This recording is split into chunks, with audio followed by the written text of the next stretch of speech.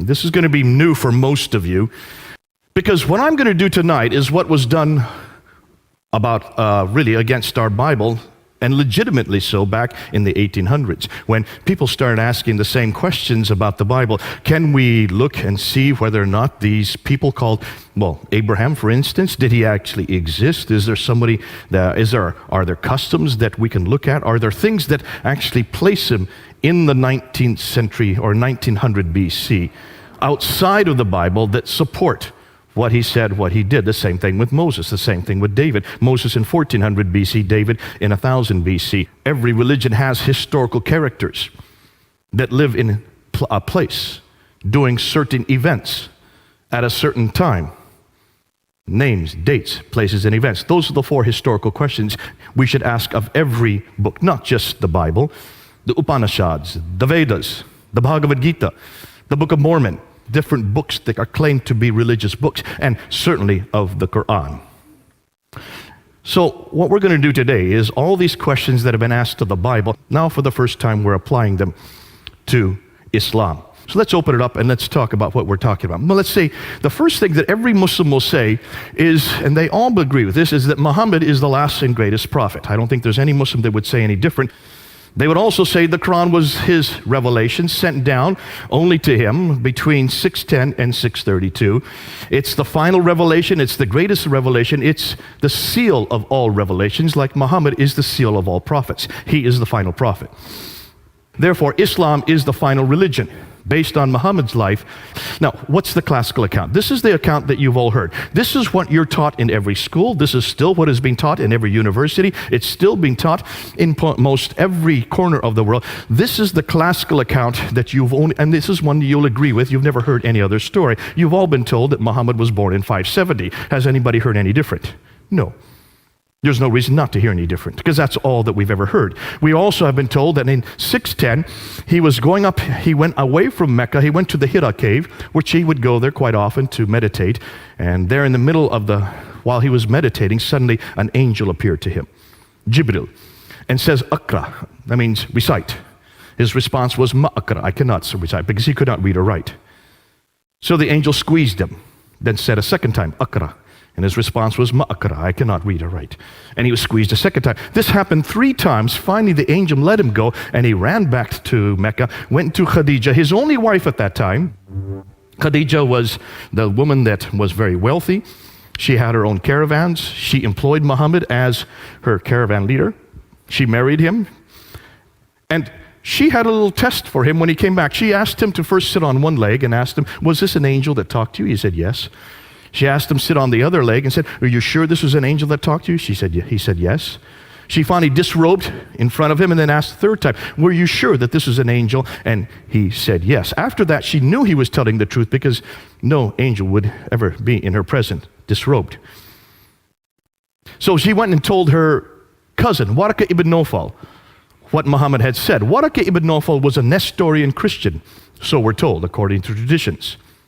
And it was Waraka ibn Nawfal that then turned to Muhammad and said, truly, what has happened to you, you have been seen by an angel. This is a revelation that is coming to him, that you are a prophet. Interestingly, it's a Nestorian Christian that gives the authority for Muhammad as a prophet, one of the ironies of history. After that happened, then many revelations started to come from 610 on, and we call these the Meccan revelations. Up from 610 to 622, he started receiving these revelations that are in the second part of the book, the latter part of the Quran. In 621, he woke up in the middle of the night, and he was told by the angel to get on the back of a winged horse called the Burak, which flew him up to Jerusalem. And there, at the rock, where the dome is now built, the Dome of the Rock, at that rock he then ascended to 7 heavens, met Allah. Allah said to pray 50 times a day. So he came down to the 5th heaven, met Moses, and asked him, how many times did he ask you to pray? He said, 50. That's way too many. Go back up and see if you can get it down. So he goes back up to Allah and gets it down to 45. He comes down to the 5th heaven, and Moses, see if you can get it down more. And so he bounced back and forth between the 7th and the 5th heaven, bringing it down from 45 to 40 to 35, down to 15, 10, and finally 5 prayers. Once he got it to 5 prayers, then Moses says, fine, go on back down to earth, which he did, which is one of the another ironies of history, that the reason why Muslims pray 5 times a day is because of Moses. Isn't that fascinating? And this all happened in 621. Am I changing the story, or have you all heard this story? So far, I've kept exactly to what every Muslim will tell you. In 622 then, he then moves from Mecca up to Medina. This is called the Hijrah, the Exodus. And he moves, some of the traditions say there were 80 of his followers, others say there were 200. Nonetheless, he had a small group of men and women that he moved with, called the Hijrah. He moves up to Medina, and then the reason why he goes to Medina is because the Ansar, the natives of Medina, they were having problems with the Jews who controlled all the commerce. They needed someone who was neutral to arbitrate between them, and so that's why they brought Muhammad up. He was neutral. So he was there as an arbiter between the Ansar, the Arabs, and the Jews. Now, that arbitration happened for about 2 years. That continued for 2 years, from 622 to 624. It didn't work, because after 624, then, that arbitration broke down. He still continued to receive revelations, and these revelations continued from 622 to 632, the last 10 years of his life. Once these arbitrations broke down, once the Jews no longer accepted him as a prophet, he no longer accepted them. In 630 then, he goes from Medina and he just walks right into Mecca and takes it over. No war, no battle, he takes it over. And then he dies in 632. Some say he was poisoned, but what we do know is that he did die, and that's, at that time, the Quran had yet been written down. It had been memorized by many of the companions. Parts of it had been written on bones, stones, some had been written on bark, but it had not been written down completely when he died. After he died, Abu Bakr takes over. Abu Bakr rules from 632 to 634. He dies normally. Then Umar takes over, and he goes and rules from 634 to 644, the next 10 years. He then is killed. Uthman takes over, and he then rules from 644 to 656. It's during his ruling, the third caliph, his ruling, that the Quran was written down. 650 to 652 is when the Quran was finally written down, roughly 18 to 20 years after Muhammad's death. This is what the classical account says. This is what I've been taught. This is what you've been taught. This is the only story you're going to hear. And then Uthman is killed, and Ali, the adopted son of Muhammad, then takes over, and he is considered to be the legitimate heir because he is adopted by Muhammad. Muhammad didn't have any heirs. He had 2 sons, but they died in childbirth. He had 4 daughters, but they could not be his heirs. And that's why Ali had to be his heir. Ali then takes over, and then he is killed at the Battle of Siffin in 661. Now, that is the story you've all heard. Have any of you heard any other story? No, I don't hear and see any hands. For a very good reason. There is no other narrative. That's the only narrative we're given. There you can see now where this is all happening. It's all happening in this red area here. From the birth of Muhammad in 570 up until the death of Muhammad in 632. Everything that took place during Muhammad's life is in that red area. Now, when should that have been written down? You would like to think it was written down, everything I've just told you, should have been written down while Muhammad was still living, or immediately afterwards, right? You would like to think so. It would make sense, because we're not talking about a time when people could not read or write. People could read or write. Listen, the Bible had been written long before this. We have a copy of the New Testament right here in London from the 4th century. This is the 7th century. 300 years earlier, they had already written the Bible down, and certainly people could read or write in this part of the world. Why? Because take a look and see what they controlled. They now controlled the central part of Arabia. These people were merchants. They should have been able to read or write. Muhammad could not, but certainly Khadija could, his wife. And he has a secretary named Zayd ibn Thabit. Zayd ibn Thabit is his secretary. What do secretaries do? They write, don't they? By definition, he should have been able to read or write. So you would have hoped that someone could have written down all the story that I'm just telling you about in this period, or immediately after here. When do you think this story that I've just told you was written down? It wasn't written in that period at all. It wasn't written in the 7th century at all. Not even the same century that Muhammad lived. In fact, it first gets written down by this man here, Ibn Ishaq, in 765. Muhammad died in 632. But we don't have any of his material. We're dependent on this man here, Ibn Hisham, to know about what Muhammad did. We have nothing before Ibn Hisham. And look at the date when he died, 833. 632 Muhammad dies. We have no biography of Muhammad until 833. That's 200 years later. So basically what we're saying is, everything we know about Muhammad, about what he did, doesn't get written down till over here, 200 years later. What about his sayings? Al-Bukhari is the one that first writes down his sayings. Al-Bukhari is given 600,000 akhbars, 600,000 of these sayings, and he's to throw out those that were fraudulent. So he whittles them down, right down to 7,397. From 600,000, he whittles them down to 7,397. That's just 2%. He throws out 98% and only retains 2%. And when was that done? In 833. That's 240 years later.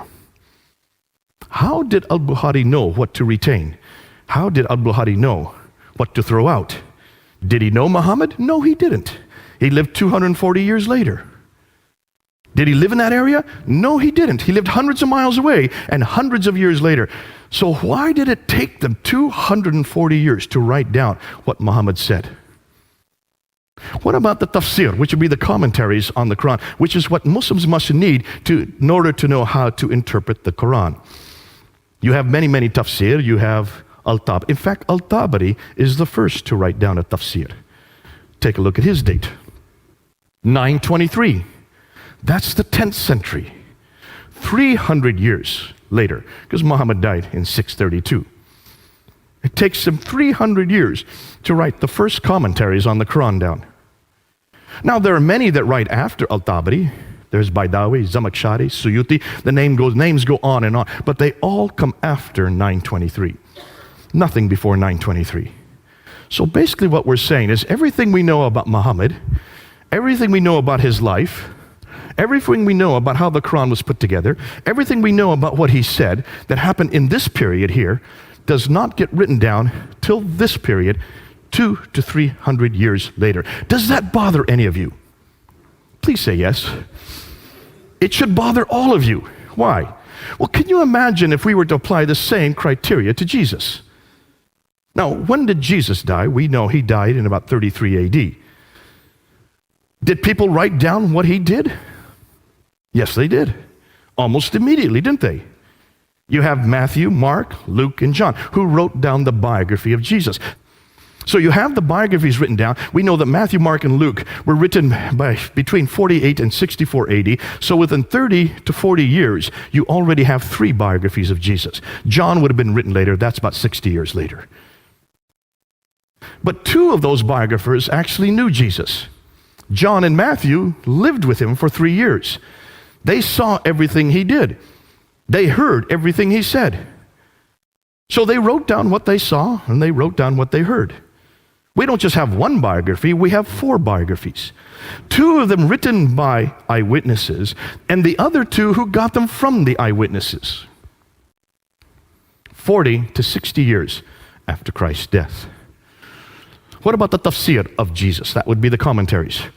Well, the tafsir of Jesus would be the letters of Paul. He was the one that actually commented on what Jesus did. What Jesus did, he showed how to apply what Jesus did in Ephesus, in Philippi, in Corinth. Those are the commentaries on Jesus' life. And Paul was beginning to write down within 15 years of Jesus' death. Not 300 years, but within 15 years, Paul was writing down these tafsir of Jesus. Do you see the parallels? What about the Tahrik, the histories of the early church?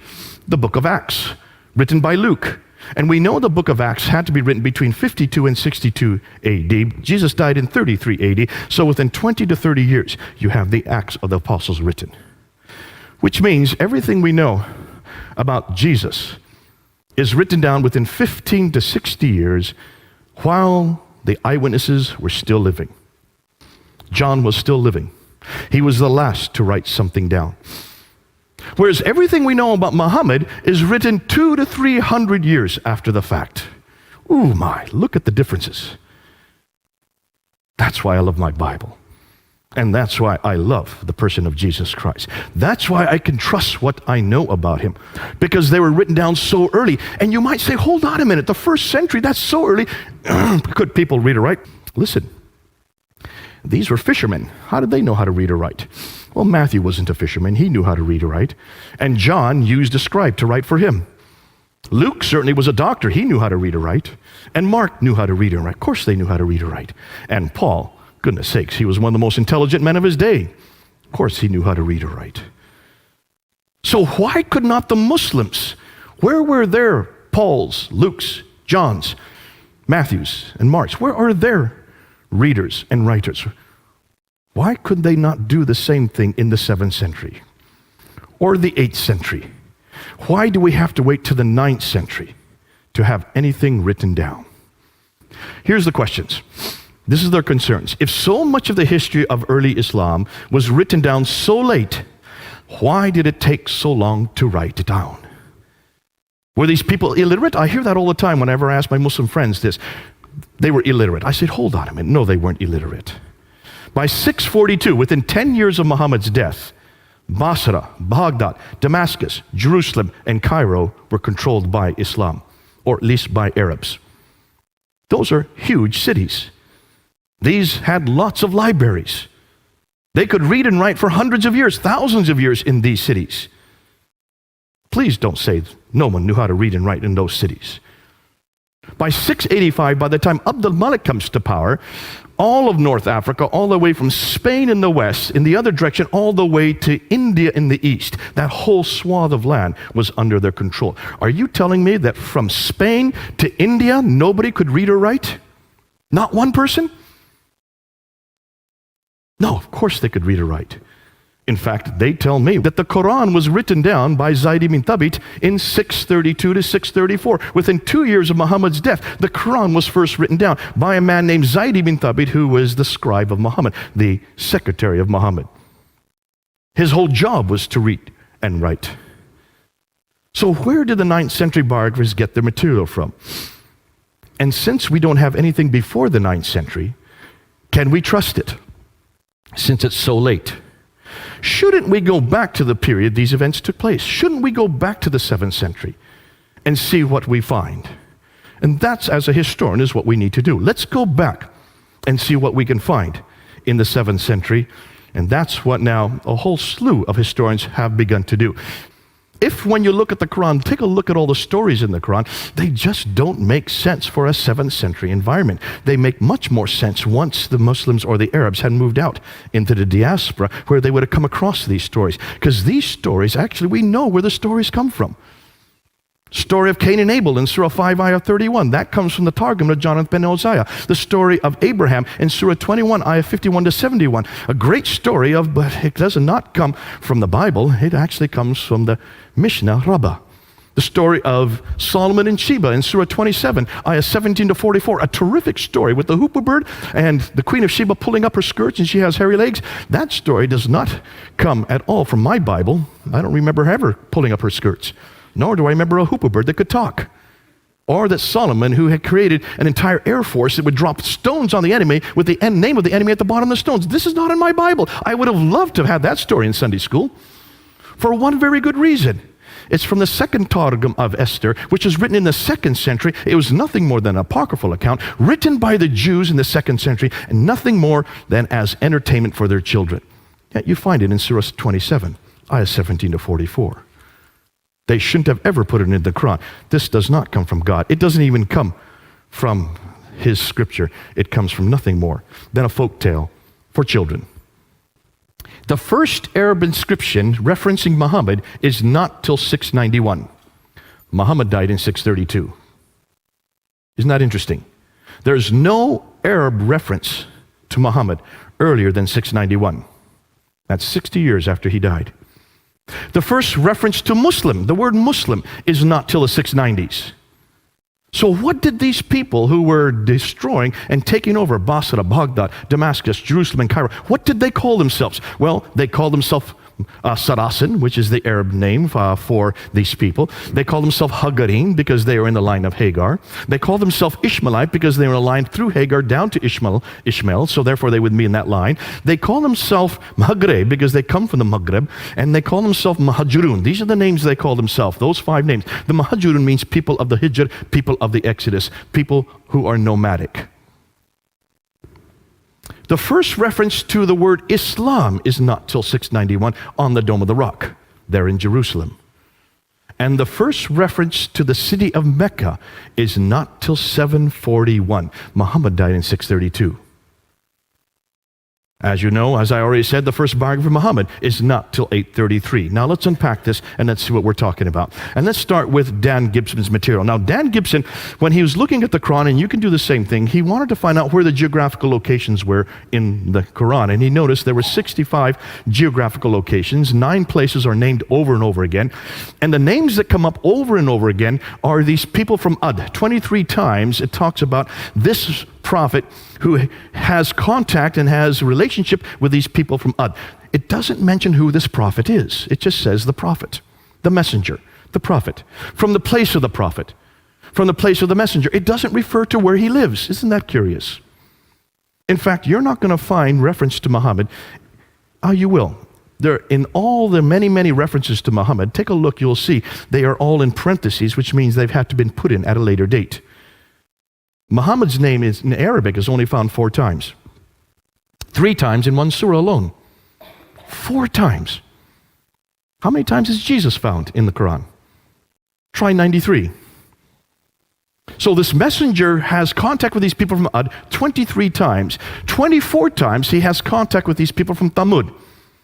And 7 times for these people from Midian. Ad, Thamud, Midian, where are they?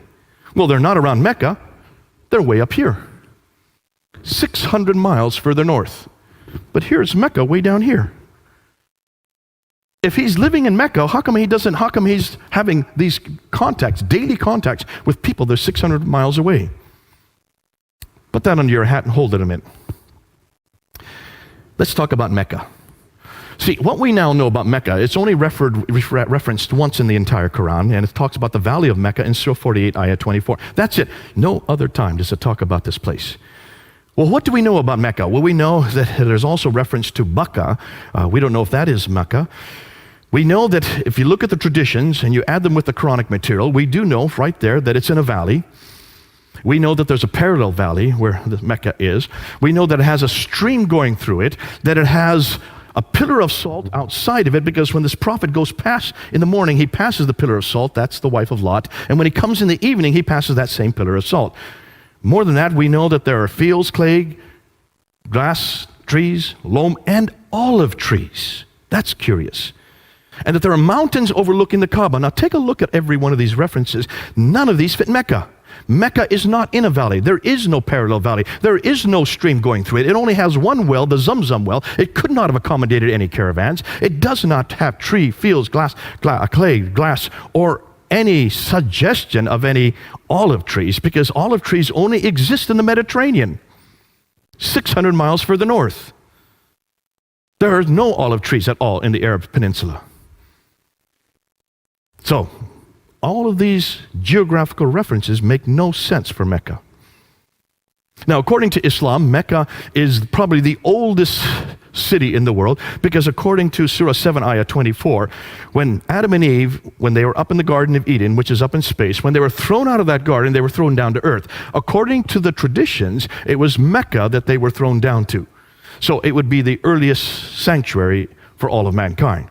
We also know in Surah 21 that Abraham is in Mecca. He is there, and he goes into the Kaaba and he destroys the idols. That's in Surah 21. So in 1900 BC, Mecca should have existed if Abraham's there, right? We also know from all the traditions that Mecca was the center of trade, north, south, east, and west. That's why it became rich. That's why Muhammad was there. He was a trader. So, it's the mother of all settlements, according to Surah 692, Surah 42, Ayah 5. Adam and Eve came from there. Abraham came from there. Muhammad was born there. And it's also where the Qibla, the direction of prayer, every mosque should be facing Mecca. Correct?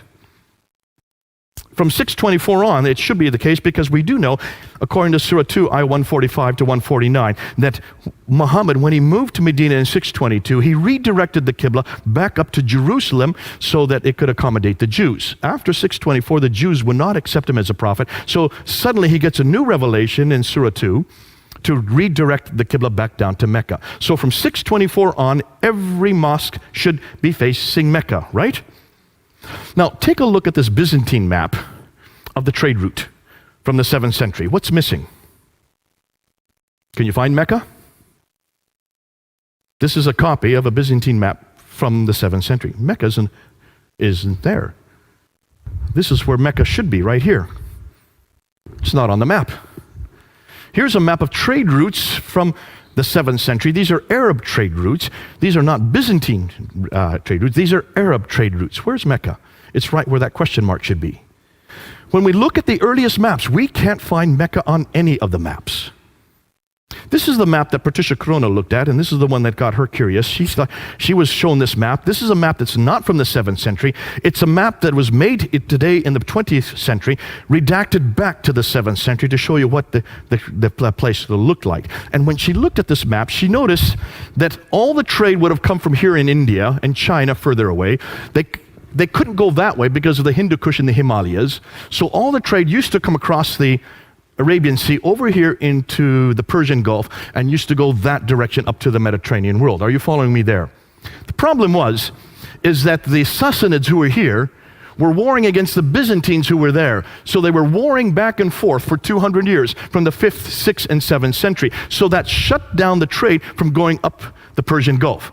They had to redirect the trade from India across the Arabian Sea down to here in Aden.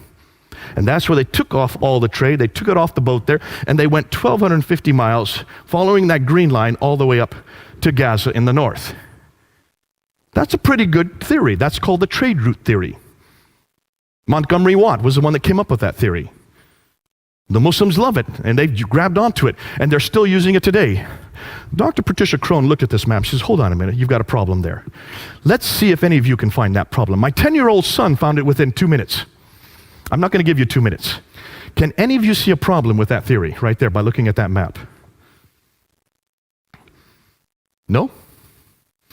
No one's going to try? Should I give you a hint? Water. That's a pretty big hint. Go ahead, sir.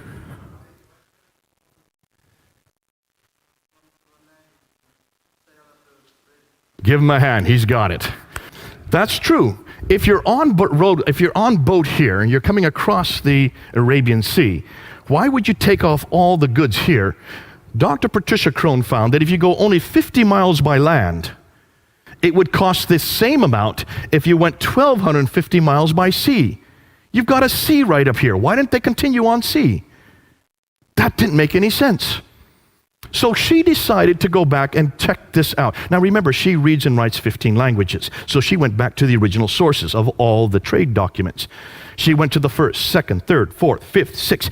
She went to all the centuries leading up until the 7th century, read their trading documents, looked at them in the original language, and she noticed that all the trade coming from India and China, all of it came right across the sea and went right up the Red Sea.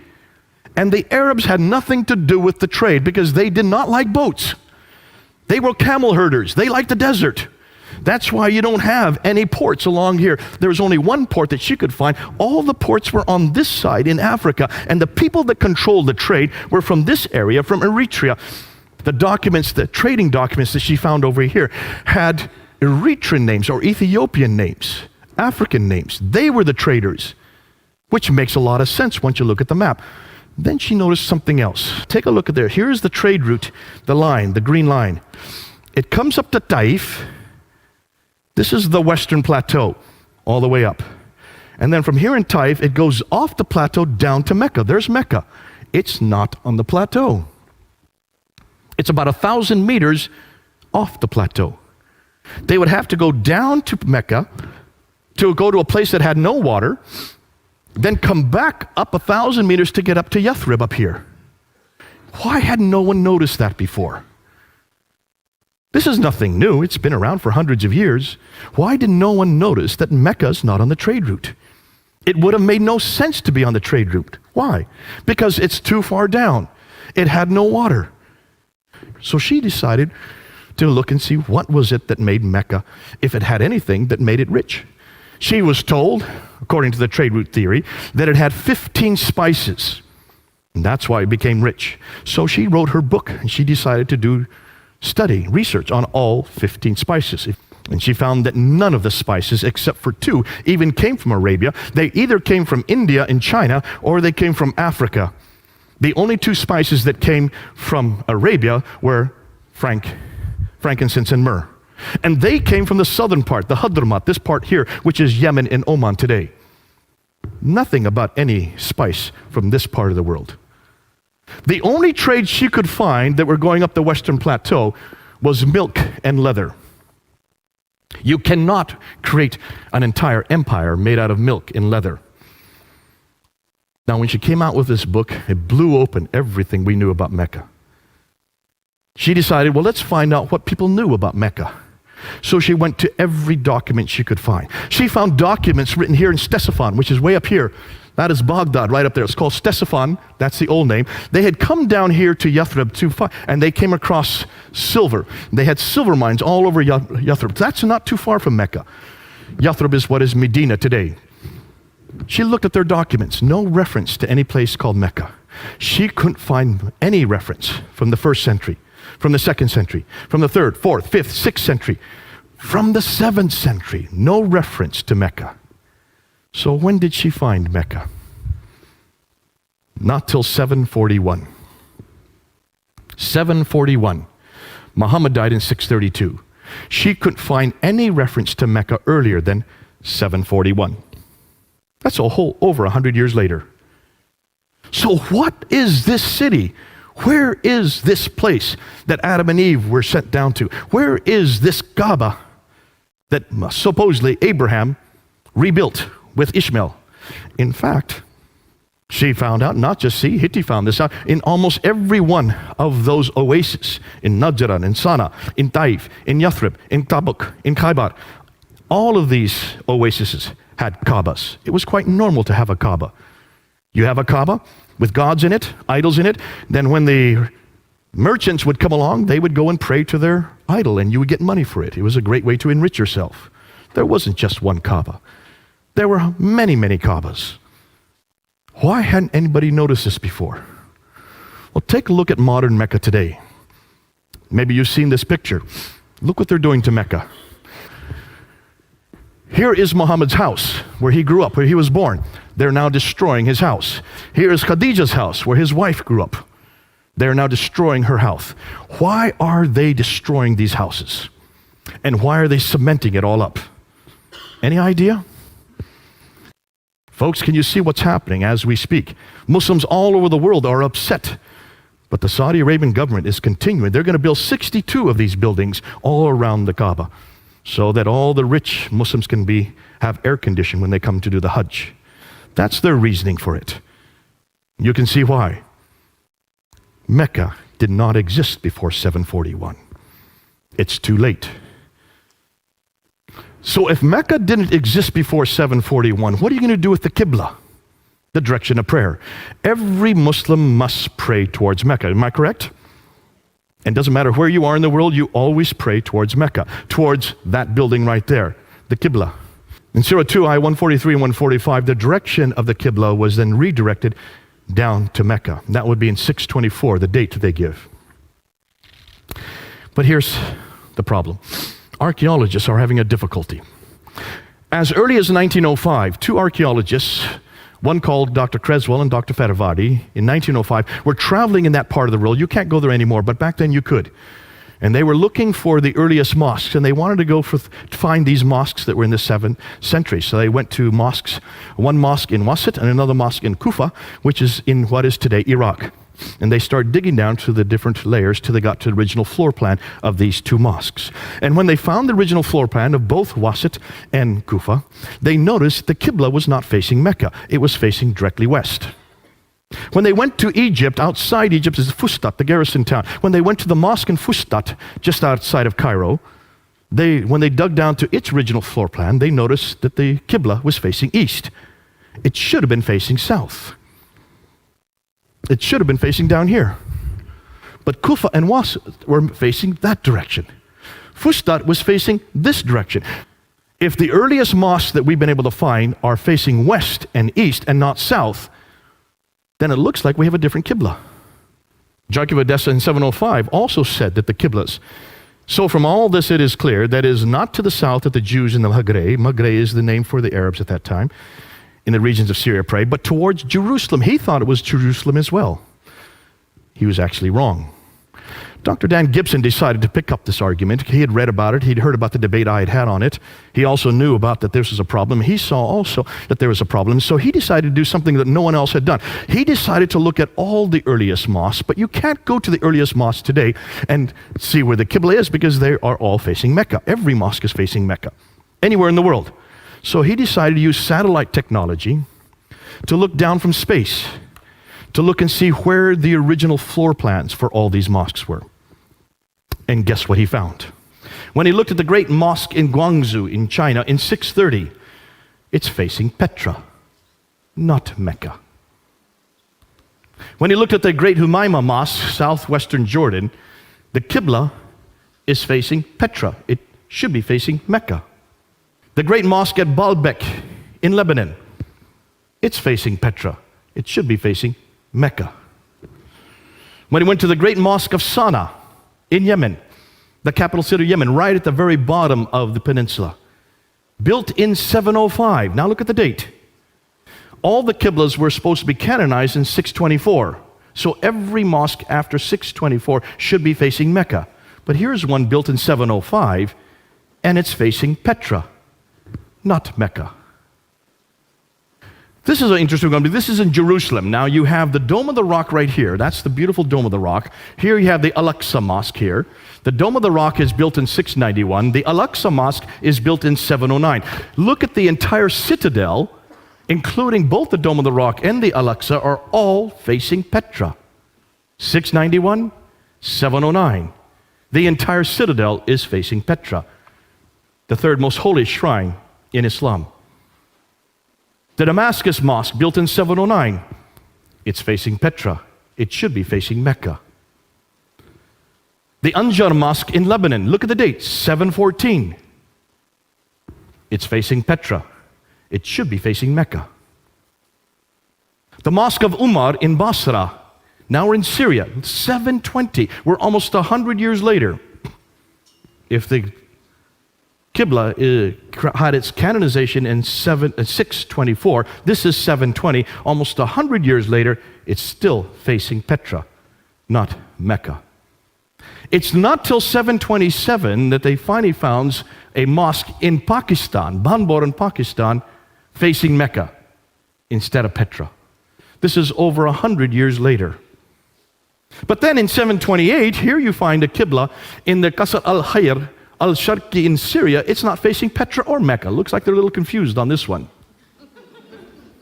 Now here's what's interesting. Take a look at this mosque from Amman in Jordan. This is the older mosque built in 700. It's facing Petra. They then rebuilt another mosque behind it and above it in 740. It now is facing Mecca the right way. So what happened between 700 and 740? That's the question we need to ask. The Mushata Mosque in Amman, now we're in 743. It's back to Petra again. This is 120 years later. The Rabat, now when we get to North Africa, they don't seem to know where to face. Because in Tunisia, here's a fortress in Susa, Tunisia, in 770, it's not facing Petra or Mecca, it's facing directly south. They're a little confused in North Africa. The same way in Spain. Take a look at Spain. There's Petra, there's Mecca, it's facing quickly south. Obviously, there's something that we need to find out about North Africa and Spain as to why they're completely miscued. The great mosque in Karaoun in Tunisia in 870. Now we're into the 9th century. See, these are much later mosques. In the 9th century, there seems to be some type of confusion here, because they're not facing Petra or Mecca. It's facing straight south again, much like you found in other North Africa. But take a look at these. Were up until 725, excuse me. Up until 725, every Qibla was facing Petra. And what's interesting is they were all uniformly facing Petra. I've heard Muslims try to say, well, they didn't know their direction at that time. Listen, these were camel herders. They went through the deserts. There were no roads in the deserts. And even the paths they used to take would be covered over by a sandstorm. So how did they know where to go? They used the stars. They were brilliant at knowing direction. Otherwise, they would have died.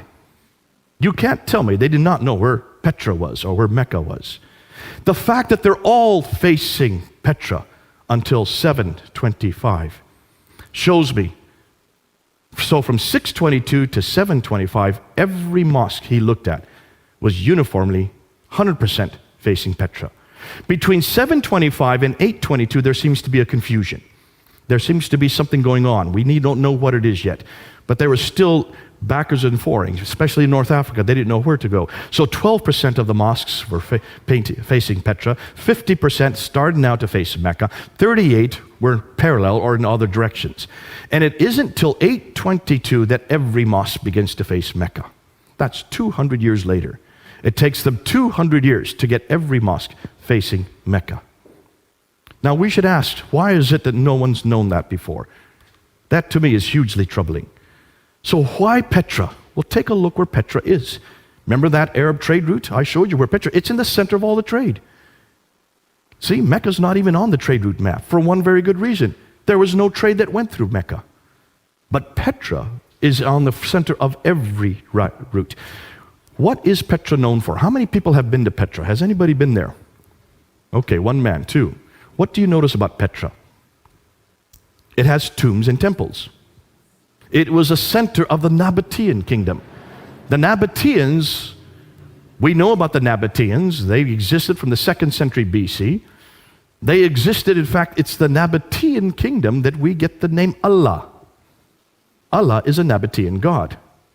The black stone that's in the Kaaba comes from Petra. What's more, Arabic, the language Arabic comes from Nabatean script. They are the precursors to the Arabs. And yet all of their mosques and all of their temples all around the world were facing Petra up until 725. Let's take a look at Petra even closer. Look at Petra. It's in a valley. It has a parallel valley. It has a stream going right through it. It has fields, trees, grass, clay, loam. It has olive trees. It's near this. If there was ever a pillar of salt that Lot's wife would have been, it would have been close to Petra, because that's exactly where that event took place. Petra has all the items listed above from the Quran and the Islamic traditions. Everything that we see in the Quran and the Islamic traditions fit Petra. None of them fit Mecca. Thus, could it be Petra that all these places were referring to? What's more, take a look at Ad, Thamud, Midian. Remember the people that are referred to in the Quran over and over again? 23 times these people from Ad, 24 times the people from Thamud, 7 times from people from Midian. Take a look and see where they are. They're all around Petra. They lived right around Petra. No wonder whoever was writing or whoever was coming in contact with these people, they were living, whoever that person was, that messenger, that prophet, was living 600 miles further north. Not in Mecca. Mecca's way down here. 600 miles between the two. So what's the significance? And this is what we need to unpack today. We don't know anything about Muhammad at all in the 7th century. Now, we do know from outside sources. We do have this from extra Quranic sources. We do have references to Muhammad. The Doctrina Iacobi, which is right here in the British Library, written in 634, refers to him by name. But it doesn't say where he's from. It doesn't say what he does. It just warns people, be careful of this man Muhammad. The writings of Sabaeus, written in 660, do talk about Muhammad and warn the Christians to be careful of him. But it doesn't place him in any place nor does it give him much significance, other than the fact that he was a man who did an awful lot of warring.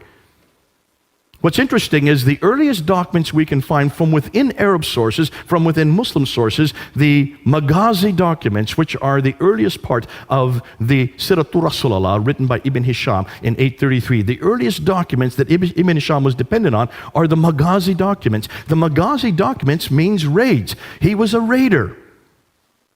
That's what he did. Now can you understand that even his biography from 624 to 632 are about raid after raid after raid after raid. He was involved in 29 raids himself, and he planned another 39 according to his own traditions. That fits the man that we're talking about. It fits the historical character. But nowhere does it say that we can find of these raids being way down in Mecca. It looks like they must have been much further north. His biography doesn't even appear till the 9th century. His city doesn't appear till the 8th century, 741. Thus, much of what we know of Muhammad is written down hundreds of years later and hundreds of miles away. It looks like he is nothing more than a later redaction, possibly Abdul Malik. So Humphrey's conclusions: Islam in the Prophet's life as we know it was not derived from the 7th century, but evolved over a period of 200 to 300 years and redacted back onto the Prophet's life and compiled in the 9th century. So, here's the million-dollar question. What really happened? Now, I have to be careful because this is what I think. I may change tomorrow. I may have a complete different scenario in 1 year because we're now getting lots of material that's coming in. But this is where I think, this is what I believe. This is just me. This is what I think happened looking at everything that we've got so far. And this is a what-if scenario, okay? To make sense of all this, I think we need to go back to Abdul Malik. And this is what it's not just me saying this is what almost all the historians are saying. You need to start with Abdul Malik, who ruled Islam from 685 to 705. He was the second caliph amongst the Marwanid caliphs. Marwan came into power in 680. Before that was Sufyan family from 661 up until 680. So for the first 20 years of the Umayyad Caliphate, it was a Sufyani family. Marwan finally takes over. Marwan's son, Abdul Malik, is the great Arab reformer. He is known as the great Arab reformer. You can see the Arabs control that part of the world. Therefore, by the time he comes to power, they had controlled that part from 642. So for 40 years, they had now controlled that part of the world, the central part, the area where Jerusalem is, where Damascus is, where also Petra is, also where Mecca and Medina would be. For 40 years, however, they did not control it. They were nothing more than nomads. These nomads that went and took over the Sassanid Empire and then took over the Byzantine Empire. Remember that map I showed you? Remember, those two empires were much more sophisticated. They were empires that had huge cities. The nomadic Arabs did not have big cities. They were nomads. They just had little oases. Therefore, they didn't know how to run cities. That's the first question we should have been asking. How could a nomadic people have such sophisticated rules and regulations dealing with so huge metropolitan areas? Unless, of course, these rules and regulations come much later. Remember that map that we have of the Sassanid Empire? They had two groups, the Lakhmids and the Ghassanids, that they would pay to keep the Arabs in the desert. The Ghassanids were paid by the Byzantines, and the Lakhmids were paid by the Sassanians, the Persians. And as long as they got paid, these groups kept the nomads in the desert. But after 200 years of warring with each other, the Sassanids against the Byzantines, they ran out of money. This is well known. Once they ran out of money, they no longer played the Ghassanids, and they no longer played the Lakhmids. And so therefore, the nomadic Arabs could just move right into these empires. And they did. This is well known. This happens all the time. The Mongols did it much later. The Visigoths did it in Europe. Barbarians who come into much more sophisticated environments. What happens when barbarians take over sophisticated environments? They don't know how to run cities. The Arabs didn't know how to run any of these cities. So what did? They stayed outside the cities. They built garrison towns. But someone had to run these cities. Who would they have chosen? Well, they chose people like them. People who also came from Abraham, but not through Ishmael, through Isaac. Cousins, Jews and Christians. who did know how to live in cities. And they were also very literate, and they were also very academic. And that's why they used the Jews and Christians to run the cities for them, because they were cousins of Abraham, people of the book, Al-Kitab. What's more, these people, because they were so close to them, then took on a status called Mauli or Moali. This is well known, that they took on like an indentured status. They could not actually be Muslims unless they converted, but there was no such idea of Muslim at this time. There was no name of people called Muslim. There was no religion called Islam. We don't have those references until 690.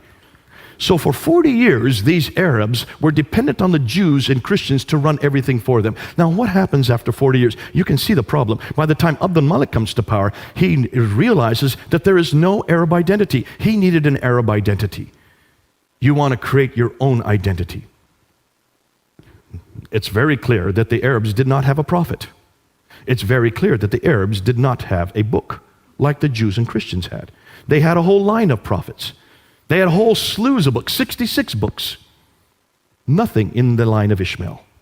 But you're the ones that now control the world. You control all these Jews and Christians. So we know, and this is well known, that Abdul Malik is known as the great Arab reformer. He's the one that introduces Arabic as the international language.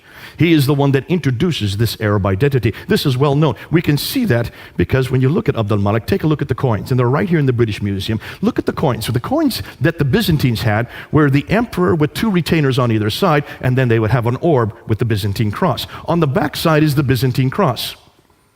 When the Arabs took over, they had to keep the same coinage so they could still continue having commerce with all the people in that type of the world. But what they did is they took off the Byzantine emperor and they put the caliph here. So this is the caliph with two retainers. No longer is there an orb with a cross. You notice. The back side still looks like a cross, but it's missing the cross piece. So no one would confuse that this is a cross to make it Arab. All right? But how can you have images of caliphs on the back of coins? Are Muslims allowed to have images anywhere? These are the coins that are introduced by the Umayyads, the first Muslims, supposedly, right? Coins, every caliph had their image on their coin. Until you get to Abdul Malik. Abdul Malik first introduces himself with an image. But then he takes it off and he introduces these coins.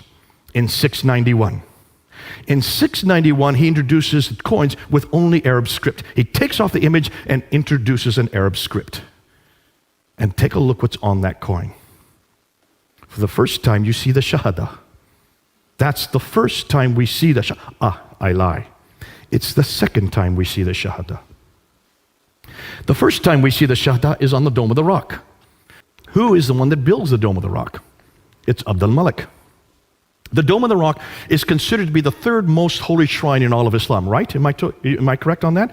Ask any Muslim why the Dome of the Rock is built, and they will tell you, well, that's where Muhammad went to the seven heavens. Remember I said that earlier tonight, right? That's the story that happens in 621. It's called the Miraj, and it's to commemorate that event, which means that building should have some reference to that occasion, right? Take a look at the Dome of the Rock. Look where it's situated. See, Abdul Malik does not live in Jerusalem. He does not live in Medina. He lives in Damascus. Why in the world does he not live in Mecca? If that's the seat of the world, if that's where God is, why doesn't he have his capital in Mecca? Or at least in Medina? He's way up in Damascus, about 1,000 miles further north. But then he comes to Jerusalem in 691 and builds this large building. The Dome of the Rock. Take a look where it is. Here is the Church of the Sepulchre, which is the center of Christianity at that time. The Dome of the Rock is built on the other valley, across the valley from it, and higher up. He builds it higher up so it has ascendancy. It's bigger than the Church of the Sepulchre. It's the biggest building of its kind. Basically what he's doing is, we are now the rulers.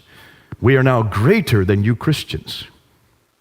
We now have the biggest building of our time in 691. And then what does he do on the inner ambulatories? This is the only part of the building. So he uses Byzantine architecture to build the building, much larger than and more prominent than any other Christian building, in the holiest city for Jews and Christians. That's why it's not in Damascus or Mecca. But it's supposed to refer to the Miraj. But take a look at the inscriptions. Now, remember, just to remind you, the Dome of the Rock has been destroyed and rebuilt 11 times.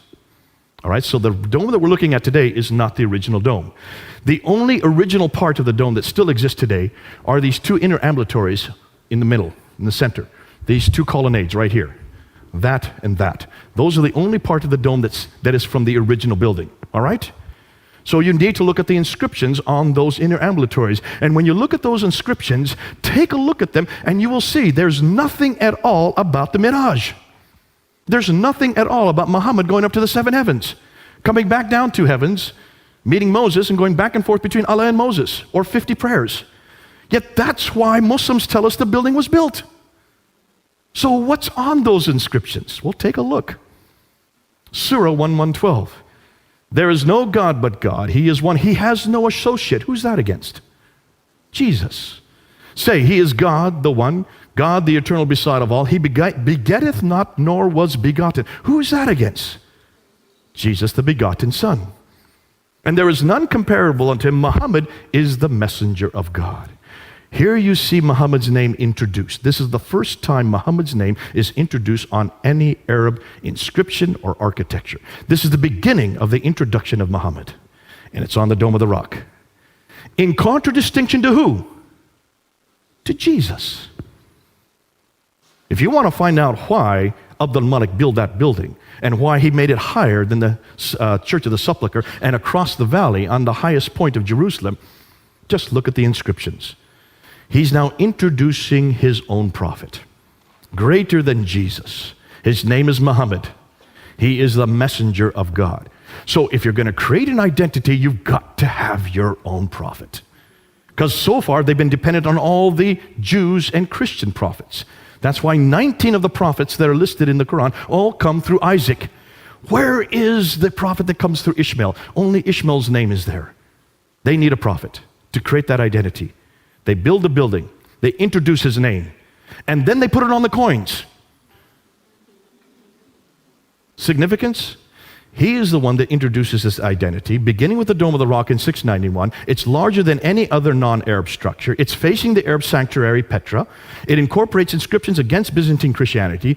It introduces their faith. This is the first time we see the name Islam on the Dome of the Rock. It introduces their people. This is the first time we see reference to Muslims.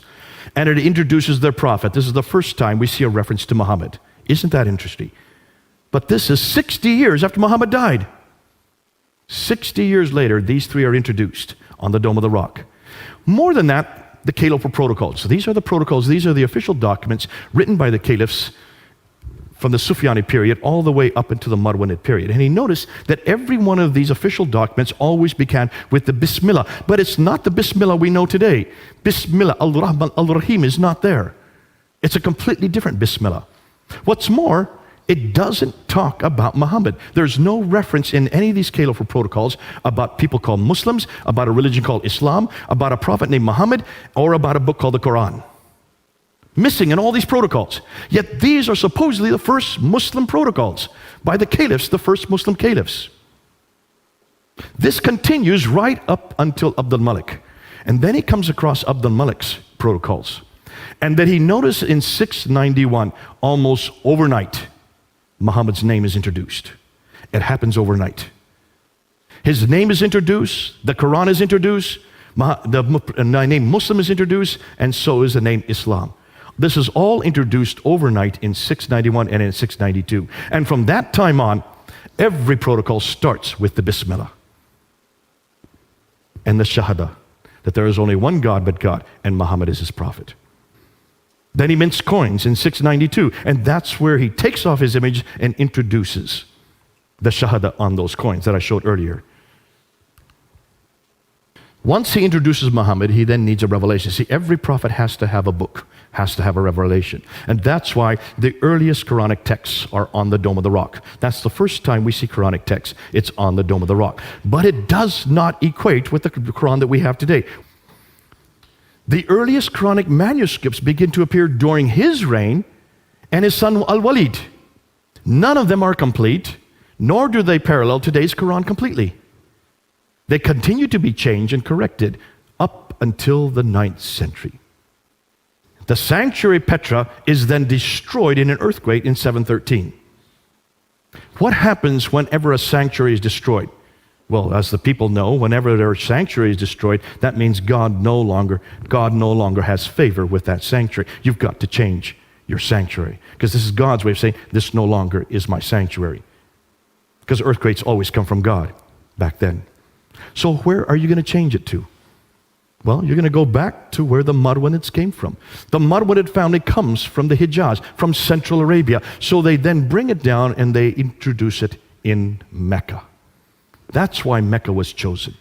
It looks like Mecca was a pagan, probably a Nabatean pagan shrine that they took over, kept the practices that were still there, and tried to infuse some theological meaning. But it doesn't make sense when you look and see who God is and what He has done historically. So they chose Mecca. Now that the Muslims have a prophet, Muhammad, and they have a revelation, the Quran, now they got a revelation and a prophet, they need a sanctuary, so they choose Mecca. Now that they have the three ingredients, they now need to have a history. You've got to create a history. You've got to put Muhammad in his own place. You've got to put him in his own milieu. Now can you see why it took them for another 100 years to finally get that together? By the time they get the Sirah in 833 and the Hadith in 870, they also need to have rules and regulations. Take a look when all four schools start to appear. The Hanafi school, the Maliki school, the Shafi school, the Hanbali school. They all begin to appear in 820 and later. Nothing before 820. That's the 9th century. 200 years later and hundreds of miles away. Why? Because now the laws have to be created. And that's why they borrowed right, left, and center from Roman law and also from Sassanid law, Persian law. And then once you get that, then you've got to make sense of the Quran. By that time, the Quran is formed, but it is full of contradictions. Just take a look at the Quran, borrowing from many different sources. If you borrow, you've got to make sense of it. That's why the tafsir had to be created. And the tafsir do not start to begin to appear until the 10th century, 300 years later. By the 9th century, they now have the book, the man, the place, and the story. All four. But that's 200 to 300 years too late. So, what about Muhammad? Since much of what we know about early Islam is now in doubt, since nothing is known of Muhammad until the late 7th century, or Mecca until the 8th century, or his history until the 9th century, hundreds of years later and hundreds of miles away, can we conclude that Islam is nothing more than a later redaction possibly begun by Abd al-Malik, then continued on by his descendants, al-Walid and others, proving Muhammad had nothing to do with the Quran? So, who is he? And what is his purpose? They've got the wrong man at the wrong place, doing the wrong thing at the wrong time. What about Jesus? We know where Jesus was born. That's pretty clear, in Bethlehem. We know where Jesus grew up, in Nazareth. We know where he died, in Jerusalem. We know what he did especially for the last 3 years. We know from eyewitness accounts, Matthew and John. We know from hostile accounts. Look at Thallus, Tacitus, and Josephus. They are the ones that tell us about the crucifixion. They are the ones that give us his name. Thallus and Phlegon were debating about the crucifixion in 52 AD. These were Greek historians. These were not Christians. And they mentioned that when Jesus died, 20 years earlier, because 52 AD is just 20 years after the crucifixion. Within 20 years, they were debating the fact that when he died, the sun went dark and the earth shook. That's a Greek historians. Tacitus, who had nothing good to say about Christianity, he hated Christians. Yet he's the one that says that this Jesus died during the time of Pontius Pilate under the rule of Tiberius. In 33 AD. That's why we know that he died in 33 AD, because of Tiberius, the historian, writing at the end of the 1st century. So there's a Roman historian giving us reference to Jesus. What about a Jewish historian like Josephus, the greatest historian of his age, writing in Rome? He says in the early 2nd century, he talks about Jesus. He even mentions the brother of Jesus, mentions about the death of Jesus, and mentions about the death of his brother James. And then curiously, he also happens to mention that the Christians believe that Jesus rose again. The only reference we have to the resurrection from outside a biblical source comes from Josephus, a Jewish historian. So there you have a Greek historian, you have a Roman historian, you have a Jewish historian, all talking about Jesus and his death. That's why we know, and we can be sure of what he died and where he died. No doubt about his historicity. Thus we have the right man at the right place, doing the right thing at the right time. That's why I love my Jesus.